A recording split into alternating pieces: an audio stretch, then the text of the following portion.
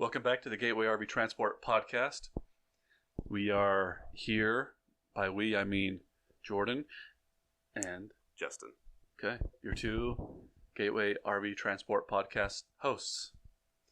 So, welcome back. Until Arnold gets back to us about whether he's going to do it for us. Yeah. Yeah. Yep. Hopefully soon. Yeah. Yep. Well, if you have listened to previous podcasts, then congratulations. In fact, if you have, send me an email and you'll be entered in to win an award. I don't know what it is. A prize. Something. Okay. But, yeah. Anyway, welcome back. Today we're going to be talking about while on the road, how to eat a little healthier. We have recently done another podcast about exercise. I feel like that was good. Now, so this one kind of is maybe part 2 of healthier on the road driving, I suppose. Specifically talking about eating healthy. So we're going to go through some of our ideas, some of the things that we've seen or done or heard. I thought it might be a good idea to kick off, though, of why. If you don't have a good reason to make a change, then you're probably not going to make a change. So, first of all, I think just like most other self-improvement things, the answers are pretty self-evident, but as you understand a little bit deeper, it's easier to mentally or emotionally connect to it, which helps you with your, desire and grit of making a change. But first of all, of course, the first answer to the question of why is about bettering health, right? You look like you got something funny to say. I don't know. No, sorry. Just remembering something that I said that I shouldn't have. Okay. Well, the amount of times that you said something you shouldn't have, there's a lot you can go Pretty through. much everything I say, yeah. Being in a truck can be tough on you physically. Long hours of sitting in a sedentary lifestyle can lead to and contribute to a host of health issues. Obesity, heart disease, diabetes, for example. This is off my sheet here. But a balanced diet helps maintain a healthy weight and reduce the risk of such conditions. Okay, all right. So this is all, of course, obvious. Eating healthier means being healthier. If your, desire in life is to live a little bit longer, hopefully it is, then eating healthier just kind of promotes that. But it's difficult because it's not a quick fix. It's not on this trip I'm going to eat healthy, and now I've just earned more days on my life. It's difficult because it's lifestyle changing. Anyway, some other things that could help, that it does help with, is your mental health. It's nutrient-rich foods impact mood and cognitive function. So being on the road, what you eat makes a big difference on how you feel. I know this very well, and I'm sure most drivers do, that there are certain foods that I eat that just make me more tired. Truck stop seafood is a quick way to guarantee that you'll need to find a bathroom. Yes. In fact, I have had serious food poisoning from truck stop sushi. Which is a lesson to you. You should have known. You're kind of asking for it, actually. Yeah. But also, why are they selling it? Surely everybody knows. I've never bought seafood from the truck stop because I feel like I have brain. Sorry, that's a diss on anybody that it's like I get, catfish from the truck stop every day and I never have problems. Yeah, that's probably true. It could be, yes. Yeah. Well, yeah. Sorry, but I don't know. There are also other foods that help me feel better, more energized. I definitely like. It just makes sense. But like when I eat an apple, I feel better than if I eat a bag of caramel bugles, which I do love. But there's a. But if you don't have the occasional caramel bugle, you also what are you doing? Feel good in your heart, metaphorically. Yeah. Okay. Energy and alertness, of course. Just as I was saying, immune system support. You're less likely to get sick. Who likes being sick? If you have a healthy lifestyle, or healthy food, which have the right type of vitamins and minerals, you're less likely to get sick. Which again makes sense. And that long-term sustainability, poor dietary choices, limit what you're able to do further down the line. And then finally, what probably makes the most tangible sense is financially, it makes a difference. So eating healthy on the road usually is cheaper. So, and I think we'll go into some of that of why and how as far as the finance while you're eating on the road, food things. Okay, that sentence didn't make a whole lot of sense, but I think we'll get into it.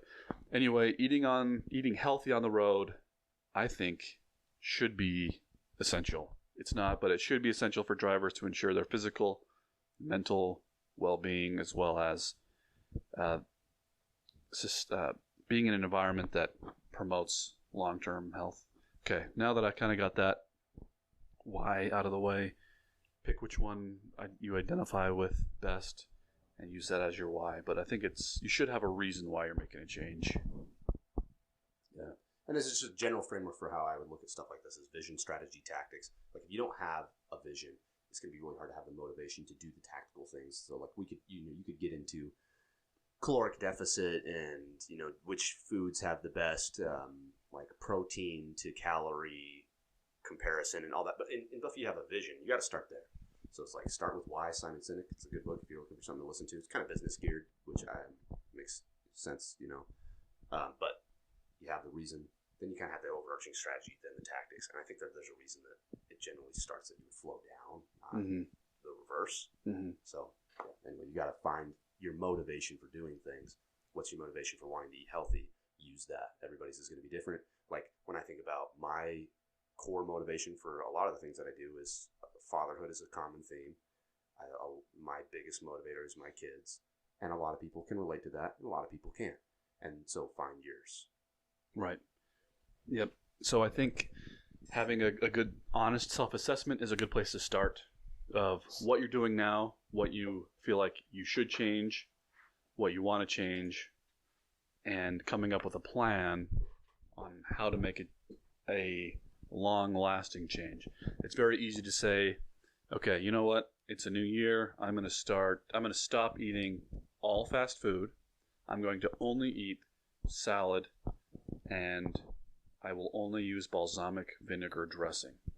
It's probably a little too extreme, but start seeing where you're at and making some change, making some plan, I think is important. So plan ahead of time. Convenience, as we've spoken about before, convenience is how we make a lot of our decisions right now in this day and age. So make it convenient. So as you're making a plan before your trip, make whatever changes you want to institute, make it a convenient change. And it's not by accident that gas stations have convenience stores attached to them, and the convenient food inside the convenience stores is usually not the best choice. So how do you make a change? Make the healthier option more convenient than the unhealthy option. And we'll talk about, I'm sure you already know what that probably looks like of making it more convenient. So, for example, pack beforehand. Buy intentionally before you're going to go on your trip. Go to Kroger, Costco, Walmart, Aldi, wherever you do your shopping, and buy intentionally what you're going to get. Get healthier snacks. Now, it doesn't mean that you should only get celery, and to spice it up, you use peanut butter. Although, sure, that's healthy. Get something that you're going to like. But if you're buying beforehand, you can usually, you know yourself, buy something that's on the healthier side that you know that you like. That way, when it comes to it, you have the easy option of something that you're going to actually eat. If you buy something that you don't like, it's going to sit in your cooler, and you're still going to use that cheaper, unhealthier option. Does that make sense? Yeah. So I would experiment. A lot of the people that hopefully are listening to this have probably a routine already. They've been on the road many times, probably done many trips, and have some sort of routine. And that the routine, I think, is good. So if you're hoping to make a change, start with a small change to that routine. So before you head up to pick up your trailer, swing by and stock certain things and maybe experiment. I don't really do trail mix, but every time I buy it, I enjoy it and I eat it. and trail mix can usually be a fairly healthy option. There is one at Target that is like packed full of chocolate and caramel, and it is the best one. It's just candy. But it's just candy, yeah, with peanuts in it. But if you package it as trail mix, people feel good about buying it because like, oh, I'm eating trail mix. Trail mix is good. Yeah. This is trail mix, therefore this is healthy. Yep. It's really just chocolate chips. Yeah. Now, if you don't have a cooler, there's one right there. So buy a cooler. I would be curious to see if there is a particular type of cooler that is the best one. You know what I mean? I just went and bought a generic cooler at Costco and some ice packs. I know some coolers have a cigarette lighter or plug so it acts basically as a refrigerator. Is there a particular type of truck driver cooler? I don't know. Maybe there is one that's actually specifically marketed to trucks. So when I did a few months ago, like a interview or survey, basically, like I called like 20, 30 of our drivers, and most people did kind of what I do, which you try and do your best. You eat out a little bit, you pack some, you whatever. Some people that have been doing this for a long time, who I think kind of have it figured out. So like one of our drivers, she prepares all her meals. She has one of those like plug-in fridges type deals, and then she heats it up at the microwaves at truck stops. Like that's probably the ideal, right? Is you have all this good, cheap, healthy food that you made yourself, that you pack in little Tupperware containers in a little fridge. And so and then I had a couple other people who use a similar mini fridge. Because a lot of the feedback was on the coolers is you get some bread or whatever, the ice melts, it gets all soggy, you end up throwing it out anyway. And I have experience, every time I buy bananas, I think I'm going to eat these bananas. I put it in the cooler, they're nasty and brown, I throw them away because they're disgusting. So, not bananas, but just as a side note too, one of my brothers won't let me, he got mad at me for bringing bananas into his house. Not Jordan. He hates bananas so much, and I got in trouble for even letting one into his house. It's not an allergic thing either. It just is. That was the same. Yeah. Nobody's life was in danger. But maybe, actually. I don't know. Mental perception is reality. And bananas. Okay, anyway. So, invest in a cooler. And I would say that's a good way to approach it. Invest in the cooler. The cooler is going to be, buy something nice.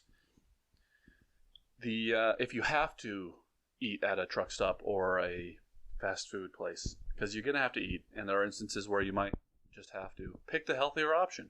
Don't get the deep fried chicken, get the baked chicken. I'm sure that most places have a salad option. Even fast food places have some sort of salad option.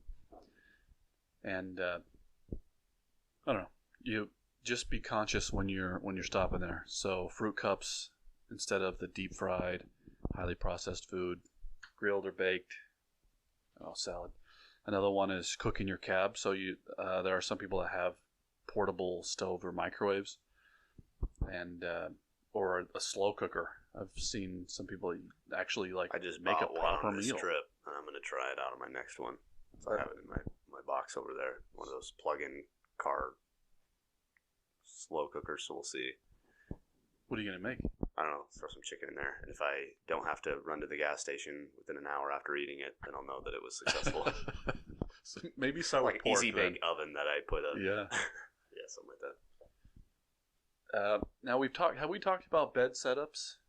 Like when I say bed, I mean like the cab setups. Ideal. We have with specific drivers, I think, but I don't know if we've done a podcast episode just on that. I know I did like a round of where I asked probably 20, 30 of our guys what they do. Right, and having a fridge and maybe another appliance. I don't know. Do a lot of people do that then? Not a lot did. A few. And that's one of the things that I think is difficult is you look at semi-drivers, they have a lot more space with like their sleeper. They can do a lot of that stuff. Mm-hmm. And so like when I tried to do some research online about what options are, it's easier with a big truck. So like our kind of niche of the trucking transport industry is different because you're in a pickup and there's not all much space. So we have to be a little bit different than them. Yeah. And so I know I have a system where like the back seats are up. I store everything in there while I'm driving, including access to a cooler. Sometimes I'll even put the cooler on the passenger seat. Don't be unsafe. Don't prepare your ham sandwich while you're driving. Yes. But then when I stop at night, I have to it takes 20 minutes, but I have to do a full rear range basically every night in order to set up my bed. But doing that allows me to pack more stuff or the right type of thing. Buy in bulk is another idea. So prepare by non-perishable items that are more healthy. There's this particular type of breakfast cracker, like breakfast. I don't know how better to describe it other than a cracker, but that I really like, that are relatively healthy, and they help me stay full longer. And there's a lot of trips where this is probably. I mean, you still should eat. I've done a lot of trips where I hardly ate anything over the course of 3 days. A lot of drivers told me that they really only eat like one meal and then kind of do snacking throughout the day. So it's pretty common, I think. Yeah, and so if you're those options that you're snacking on, be conscious about how you're doing and buy them in bulk. That saves you money, and find things that you like that work. Control portions, of course. It only makes sense. Don't overeat. One of the reasons that is bad for drivers specifically is overeating lends to fatigue faster. So eating smaller portions more frequently helps you drive longer. I've also noticed that sometimes when I'm tired, eating the right kind of thing helps me stay awake, give me something to do. And then read your labels. That was something that ChatGPT told me, but I don't know.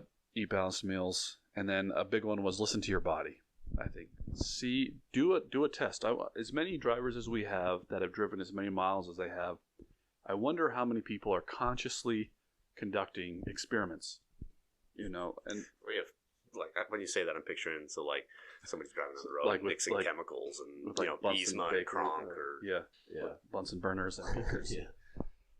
And by that I mean buy different things, eat them at different times, and try to make a conscious record of what do I eat and when, and then change it up, change one thing. So if you've done the same trip to Decatur, Alabama, we don't go there as much anymore, do we? Not much.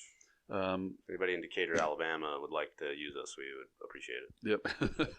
But if you have something where you can replicate, it's just like any other experiment. You do the same trip, starting at the same time of day. You know where you're going to stop.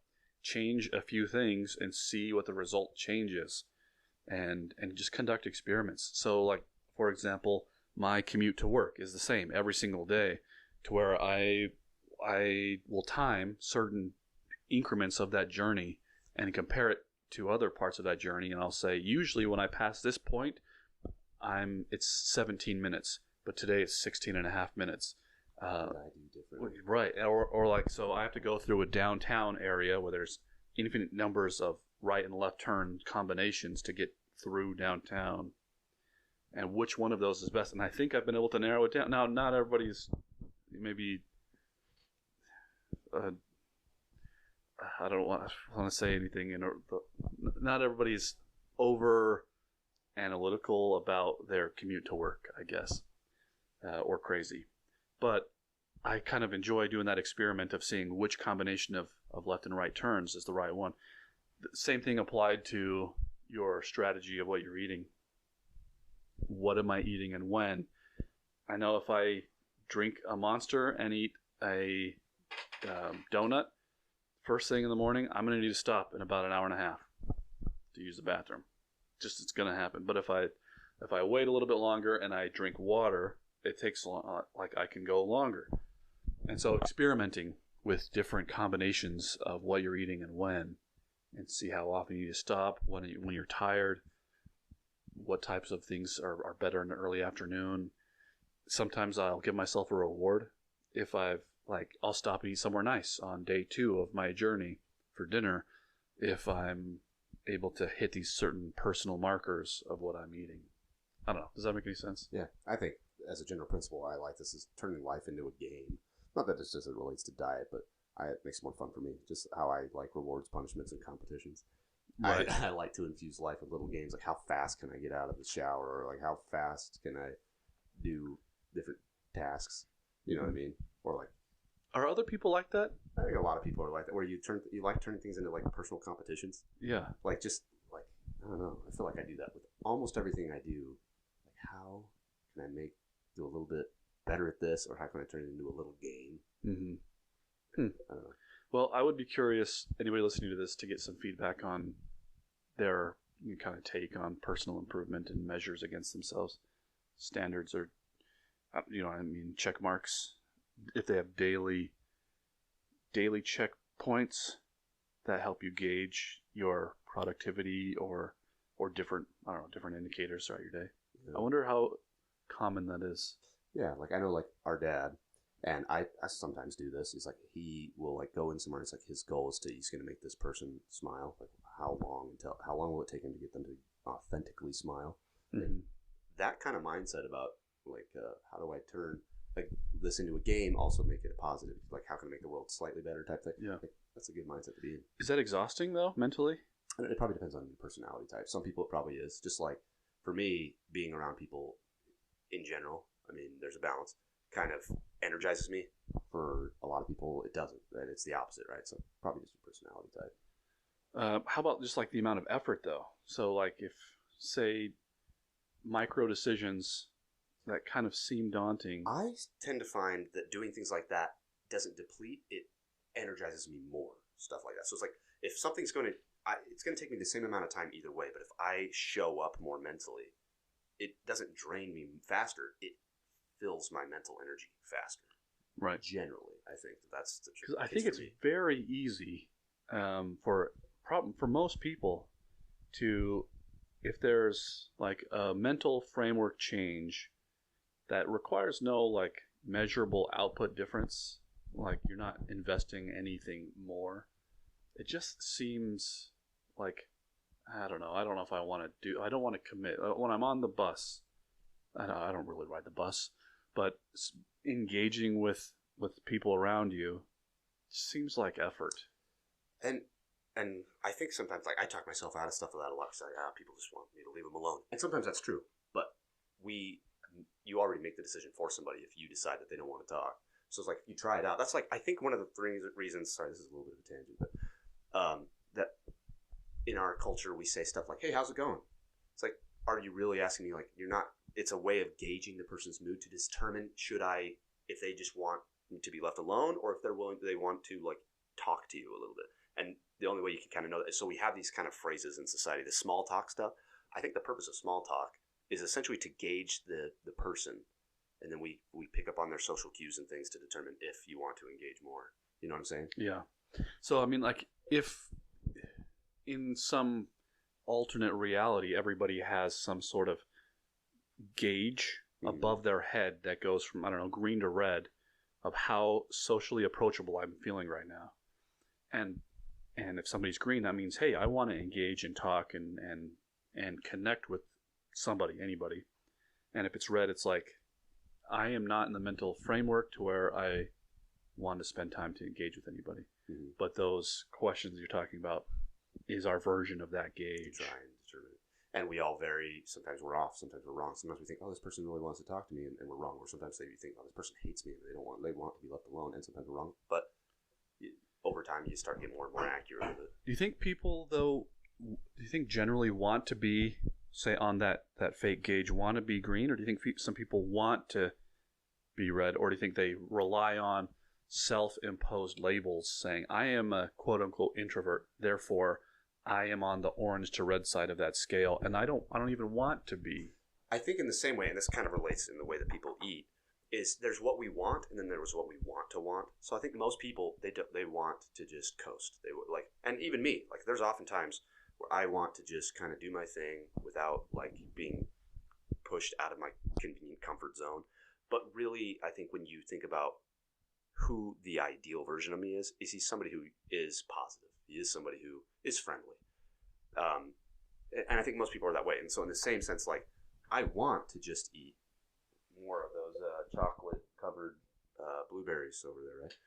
But I want to be somebody that balances it. You know what I mean? So it's like there's this conflict of who we are and who we want to be. And I think most people, at least theoretically, want to bridge that gap and become who they could be, but not in the isolated moment. See what I'm saying? So like sometimes I think about this like sometimes you need to be pushed in order to do something that you really kind of want to do anyway. You know what I mean? So like a lot of Yeah. people, what motivates them to quit smoking is they're going to die. Like a doctor tells them that, like, if you don't quit smoking, this will be probably your last year. Or they have an experience that like it hits them, right? They already know. And that's one of the things I think is very true. Like everybody already knows, like, what is it? What do we need to do to be healthier? Move more, eat less. That's pretty much it. Almost like with some little details that are going to be personalized for everybody. But that's pretty much it. People that smoke, do you think most of them don't know that smoking is bad for your lungs? Like, I don't think that there are very many people who are advocating that smoking is really good for your lungs, but they still do. So like, what we want to be and what we want to be, there's a difference, I think. So the coasting, which I think you're right. I think most people just want to coast because there is some level, even if it's an intangible, unrecordable level of effort that has to engage your brain to shift out of coast into drive. And I think most people assume or just don't, I don't know, they attribute that shifting motion to effort. More effort is something I don't want to do. Yeah. I think a really good example of this for me is when I'm in a bad mood, I don't want to be in a good mood. Like there's part of me that's just like, I don't want to smile. Mm-hmm. But smiling is the thing that will pull me out of the bad mood. And after I'm out of the bad mood, I'm glad I did it. Or in the same sense, I remember growing up, my dad would always come grab us and be like, get up, come in with the trumpet, wake us up. Like, hey, we're going to go help this person with whatever. And I was like, I don't want to do that, whatever. And then when you're done, you're always like, I am so glad I did that. But my dad coming in and waking us up, I didn't want him to do that. But after I felt the benefits, I'm glad that he did. And I think that's the same thing. Like, not all the time, but most of the time when there's something that we probably should do and we kind of get forced to do it, I'm glad that I did. So like last example that's kind of connected. I have a really hard time going to bed. Like I get really tired at night and I just pass out on the floor or whatever sometimes. I don't know. And I have asked, and just the way my brain, I don't know, something about it is I have a hard time. And I have told my wife to just like get a spray bottle and like a bad cat, right? That thing, like spray me in the face. Or at least just the threat that you'll do that will motivate me. And she's like, and she's too, I mean, as is deserved, she's like, it's not my responsibility to make you do what you ought to do, like to get up and just brush your teeth and get into the bed rather than pass out on the floor type thing, right? And so you want sometimes you need somebody to kind of push you to be who you really ought to be, even though you don't want to at that moment. Does that make sense? Yeah. So the golden question, which is not meant for this particular podcast of how to eat healthy while driving and transporting RVs, is how do you self-impose, how do you self-motivate to shift out of cruise to high gear? Yeah. I think everybody's different. Mm-hmm. Some general principles is having somebody that, like, outsourcing it to somebody else to push you. Mm-hmm. You know what I mean? Like, when you're going skydiving, you need somebody else to kick you off the plane, right? Like, Yep. Sometimes you need to do that, and I think it's beneficial. So, like, I don't know. Does that make sense? Yeah. So what if you work in an industry where you're by yourself almost all the time, listening to whatever you want, eating whatever you want, only restrained by dealership delivery hours? What do you do then? How do you, like, get have you seen those YouTube videos of this like big bodybuilder who walks up to people and like slaps like Yeah. cheeseburgers out of their hands? It's like, Yeah. what are you doing? He's Uh-huh. like yelling at him. You need somebody to do that for you, or yourself, like Shoulder Angel and Shoulder Devil. You got that guy, the like super ripped Ronnie Coleman type guy that's like slapping the burger out of your hand. And then you need the like sweet grandma who's like, it's okay, son, you can eat Yeah. like you can Have another one. yeah, and you need both of those people. And so, like, this constant struggle that we have mentally is to get the right balance of Ronnie Coleman and Sweet Grandma. So, there's definitely a good novel there. But instead of it as Shoulder Angel and Shoulder Devil, it's the two principles. Instead of good and bad, it's uncomfort and comfort. Like self-acceptance and pushing yourself to be better. Right. Because if you constantly, and people, you see that all the time, people that just rag on themselves, and they're always like, they think that they suck, and then there's the people who just are comfortable and they don't have anybody and You know what I mean? You need both. Like, you need somebody that's like, you're great the way you are, but you also could be better. But you're not the worst human being ever, but you're also not the best human being ever, and you're not the best version of yourself. So it's like this balance. Balance in all things. Yeah. That is a maxim. It's one of my personal maxims. I think you're the first person to ever say that. Ever. Yeah, I think that is my slogan. Contribution to humanity. Yeah. So one idea, and I know we actually have drivers that do this, is to buddy up with another driver. You may not be going to the same place, but make friends with another driver. That adds a couple advantages because they understand and know exactly what your circumstances are because they have the same.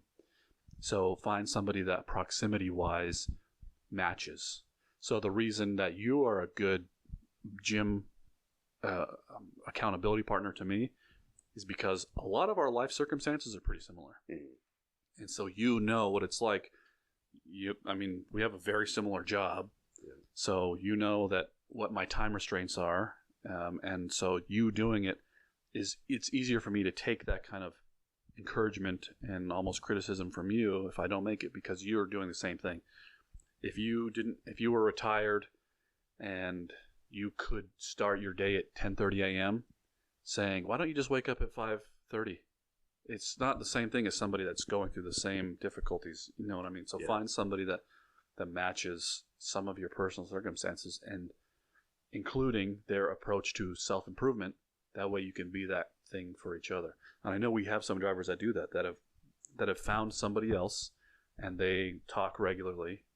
And I think those are the people that would be great to. So if you have somebody that you communicate with, another driver, and you were to say, hey, look, friend, I'm going to try to make some personal changes and I need somebody to do that with me, in that you can do whatever changes you want to. You don't even have to do any, but I need somebody to be accountable to.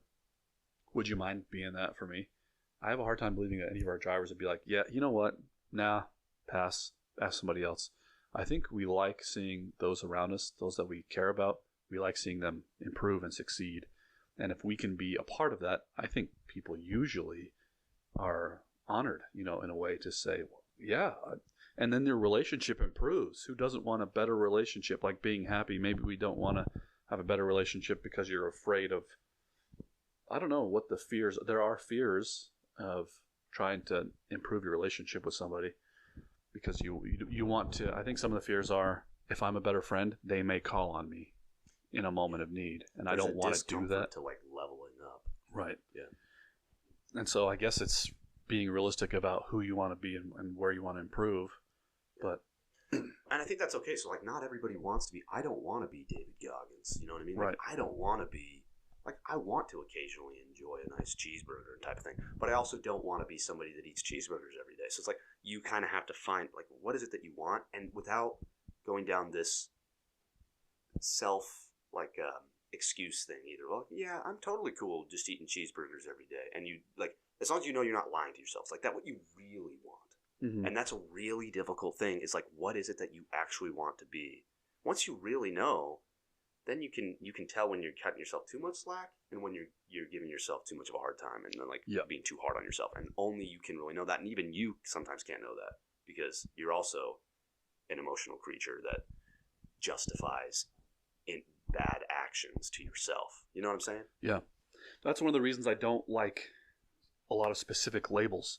Like, I went through a phase of personality types. Like, what type are you? I'm the NJ. Or I'm a A type, or I'm an extrovert or introvert. Like, I used to really kind of like that because it gave me parameters, mental parameters of what I'm supposed to be. And I think there are a lot of people that do like those, and I don't think that it's bad. I think it's good. But I know myself, and in myself, I have come to the place of I don't like those anymore because I don't want to use that as an excuse. I think naturally, if I was to try to label myself, I'm naturally more of an introvert. I feel like I'm an introvert that's good at faking being an extrovert. But naturally, like, if my dream job is to be secluded in a lighthouse riding, and having little contact with other people. And I think I would be okay with that. Some people need a lot of external, contact with people. I would be like, Tom Hanks and I would have like day Oh. one Wilson. I would have like Spalding. I would have all of these If you volleyballs didn't that I have talked people to. If you Castaway reference, if you get that. right. But like I don't. Once when I self-identified as an introvert, I think that gave me an out to not put myself out there, not to try with other people, and I think that did a disservice to me, and I think it does a disservice to many people. Now, again, that's not everybody. I think some people identify with certain pre-described personality types, and that can be helpful. But I think in a lot of instances, you have to make sure you're balancing it appropriately, that you're not using that as an excuse for other things. That my personality type says that I'm just not a compassionate person. Therefore, I'm okay in an instance where I'm not compassionate to somebody. That's okay. That's just who I am. I think that can be used as a crutch. And I think you have to be careful not to. But man, I'm tangent like crazy. But I don't think the reason there's been a couple of times where it's easy to say, if you're an extrovert or if you're an introvert, do X, do Y. I hesitate to say that as what I think about how people can improve, because it can be an excuse. Yeah.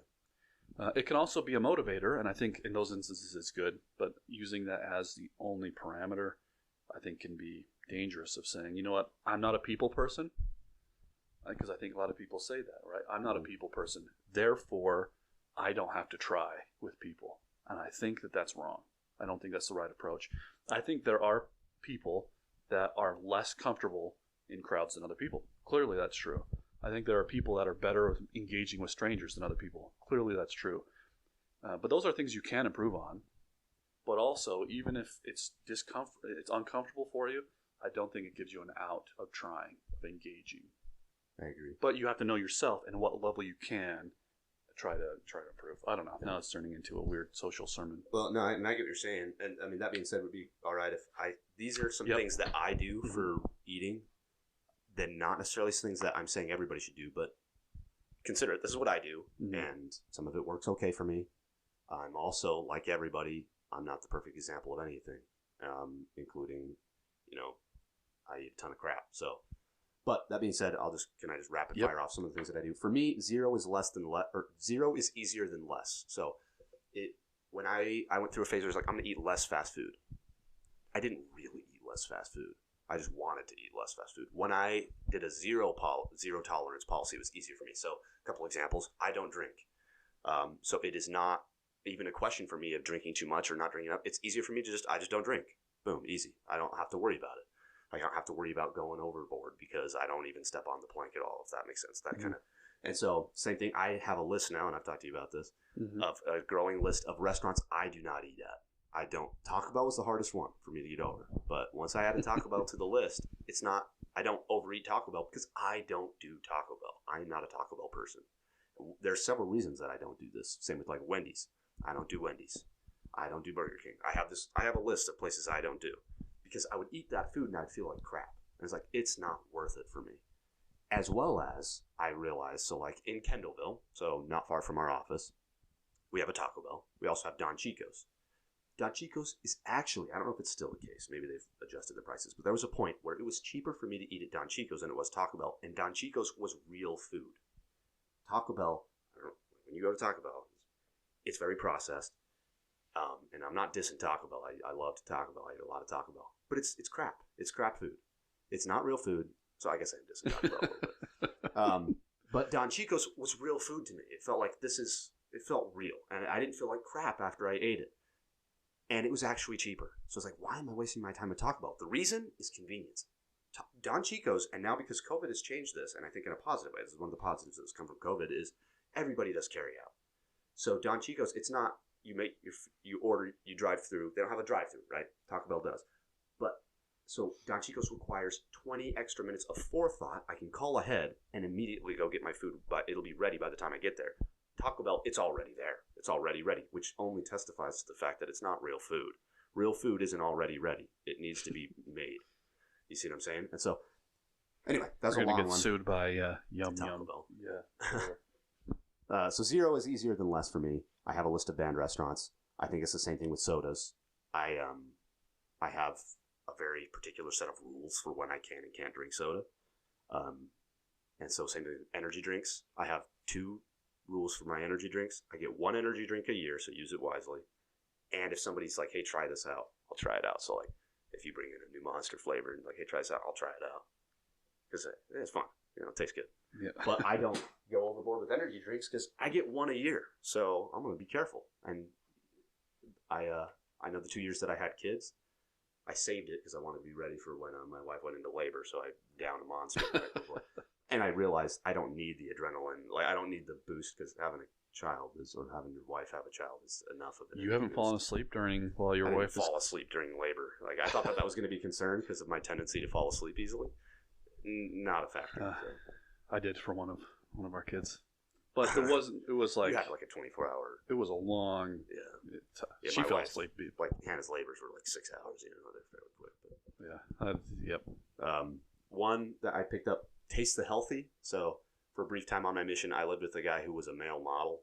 So I was a missionary, and one of the missionaries in my area was a male model. And not to diss him, but he very stereotypical model in a lot of. But he said this phrase, "Taste the Healthy," and I was like, "Oh, that's good." And so I grabbed some lettuce. I was like, "Oh," the psychological part's like, I can feel this coursing through my body in a healthy way. And so the psychological trick, it actually works well. And now I never had salad before that point. I was like 19 years old and I never really had a salad. And now I actually kind of like it because I have that little, same thing with an apple. I'm like, ooh, this is good. I can taste the healthy. So that little phrase helps me. Well, there's another quote in there. What was it like? Feeling good is better than, like, nothing will taste as good as being healthy feels. Oh, yeah, that's a good one. Yeah. Lost my train of thought. Sorry. No, that's all right. Maybe that was all of them. But yeah. So there are a few of my things. I thought of a couple more. It's like the ideal that I'm trying to get to is half a pound of meat at dinner, half a pound of meat at lunch. So that's an easy, like, checkable thing. So because ideally you're supposed to get, from what I understand, 1 gram of protein per body pound or body weight, which is hard quite to do. A lot. Yeah, it's quite a bit of protein. But that's for the average person. Is that what you're saying? I think for most people and most people's like fitness goals and things, that's like a good rule of thumb is 1 gram of protein per pound of body weight. And then just the last couple things, I recommend Peter Attia's book Outlive. I've referenced that before. It's gets into a lot that's pretty helpful. A couple of the major takeaways from that is with most people just eat too much. So if you're wanting to change the way that you do it, but like eating healthier is too difficult, just eat less. How can you guarantee that you eat less? Just kind of keep track. Keep a daily log for a week or a day of what you eat and how much. And then you kind of have a benchmark from where you're at so you can see where you need to go. And most people, their biggest problem is they just eat too much. So if it's too in the weeds to decide, trying to balance carbs and fats and sugars and protein and all of this, that can be pretty difficult. That's like a level 10. And you need to start with level 1, and maybe level 1 is just figuring out the quantity of food that you should be eating, not necessarily the quality, because that's a little bit harder.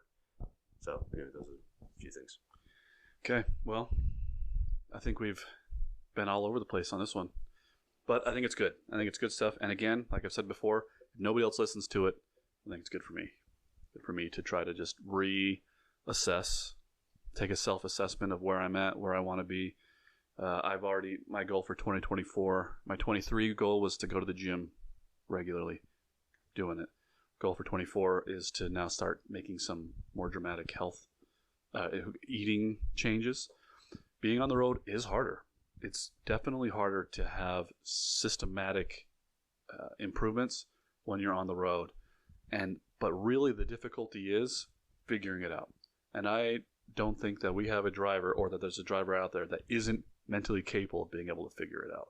It's not that hard to figure out what changes you need to make. The hard thing is to overcoming those mental self-imposed roadblocks to making some of the changes and just make some little changes. Yeah. And sorry, just one thought about that is, and this applies to everything. I'm sorry if it's a little bit too just broad, but the simple but difficult path. So it's like, it's easy to say this stuff. And of course it is. It's super easy to say what you need to do. It is hard to do it, but that doesn't change the fact that you still need to do it. So it's like what you need to do to be happy or healthy or better it's pretty simple, and you probably know, and I get we're in the same boat. So it's like, I know anytime that you say what you should do, you're going to be a hypocrite, because none of us do everything that we should do, and I am in that same camp. But it doesn't negate the value in trying. Mm-hmm. And so just try. I mean, there's no loss from trying to just step it up a little bit. And so, I don't know. I feel like I have to kind of throw that out there, is you and I are not doing everything that we're supposed to do, and we never will. But it doesn't mean that we shouldn't try and be better, and to still preach the same thing of, this is what we do, this is what works for us, this is what we want to do better. Here's where we're struggling, and if you have any ideas, Yeah, exactly. So like, I think everybody is in a similar boat there. We know what we should be doing, roughly, and we're not. But we can. So just take one more step forward, and it'll be better. Anyway, sorry. Yep. Well, that's it. Hopefully you got something out of this. If you listened, if you did, great. If you didn't, then that's a weird paradox right there. Who am I talking to? I don't think you can talk to people that aren't. Yep. So thanks you for listening, I guess. Thanks you. And thanks you, too. So anyway, until next time, this is the Gateway Every Transport Podcast. Outro music.